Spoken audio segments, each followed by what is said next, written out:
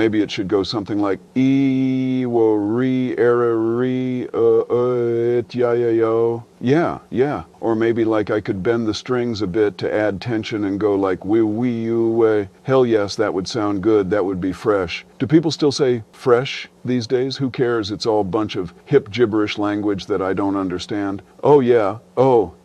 I got an idea. I could maybe completely change the key altogether, drop it down half a step, or maybe just make it completely wacky, then transition into a Starseed or Space Jam. What the hell is Starseed anyway? I'll have to ask Mickey about that one. Oh fuck, I don't know. Sometimes I just like to stick with the classics. Now, just so I remember, I'm gonna sing it once again. I'll never forget my first guitar teacher taught me, if you can sing it, you can play it. So I'm just gonna practice and do this one more time so I can remember how I'm gonna melt everybody's faces at the show tonight. Beep blip ooh doobly doo beep bobbity doo scooby dooby doodle noodly doo. Oh, hey, howdy, how are you? You kind of caught me off guard there. I was just conjuring up a tasty lick or two up in the old noggin. It's good to see you here. It took you long enough. I'm guessing you're wondering what the hell, how did you get here, and probably want some answers. But before we get to all that, I'm going to tell you a story that did not exist until an artist who we will refer to as the real Rizzarto and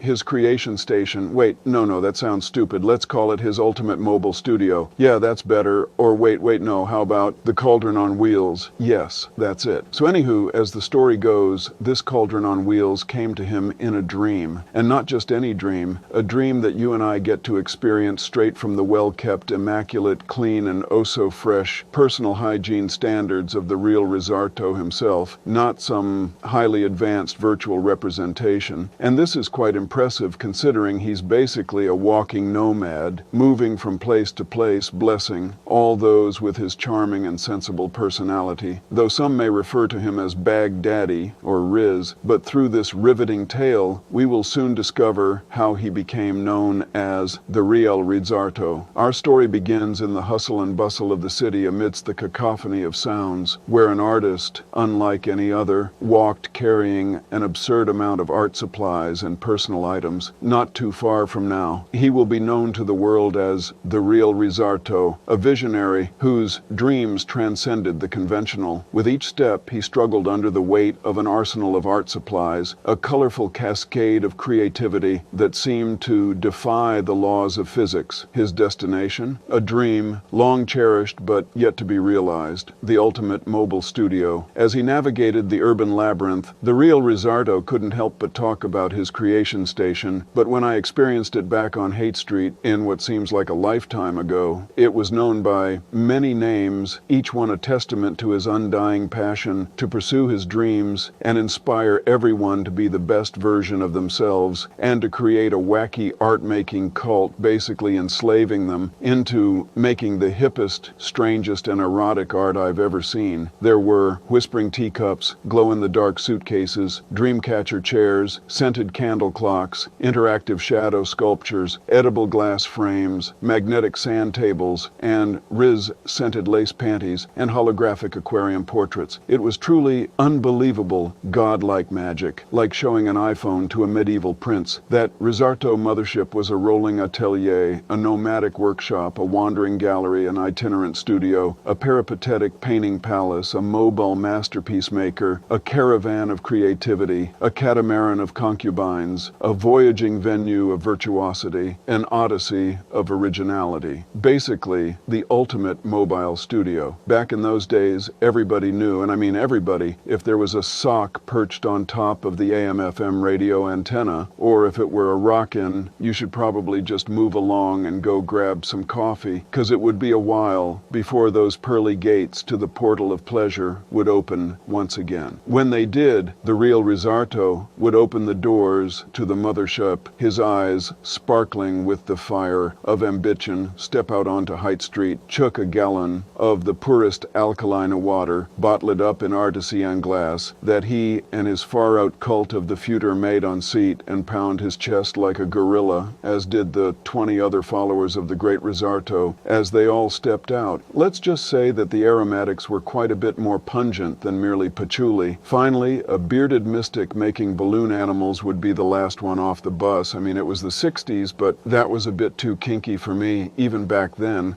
It was wild, man. This cauldron on wheels was not just any vehicle. It was a sanctuary for his boundless creativity, a haven where he could forge art that transcended boundaries.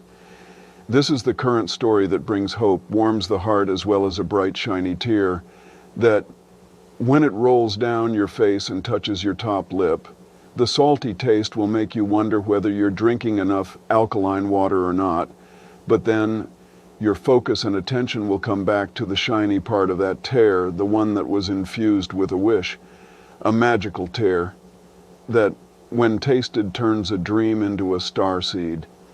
What do I mean by starseed? You ask, I'm glad you asked, but I honestly have no fucking clue. I'm just saying my lines. If you want to find out what the hell a starseed is, you'll have to listen to this story to find out from Big Bag Daddy himself. He would chuckle, an expression of his desire to break free from conventional constraints. Scattered across multiple states, his life was a tapestry of experiences, each thread leading him into ethereal realms of New Age enlightenment. Yet, amidst this chaos, he longed for a singular space to unify his scattered existence, a mobile studio where the most mind-bending, custom, sentimental, and useful art could come to life. As he ambled, art supplies in tow, a trail of vibrant hues marked his path, a spontaneous installation left for the city to unravel. His phone, rendered useless by a misplaced stylus and a failed attempt to use a paintbrush as a substitute, disconnected him from the world, yet connected him more deeply with his art. In a twist of fate, this colorful trail became a beacon for his friend, El Capitan, to find him. In the world of the real Rizzarto, every spill was a masterpiece, every obstacle an opportunity for creativity to flourish. The dream of the ultimate mobile studio remained just out of reach, but for the real Rizzarto, the journey was the canvas, and every step was a stroke of genius.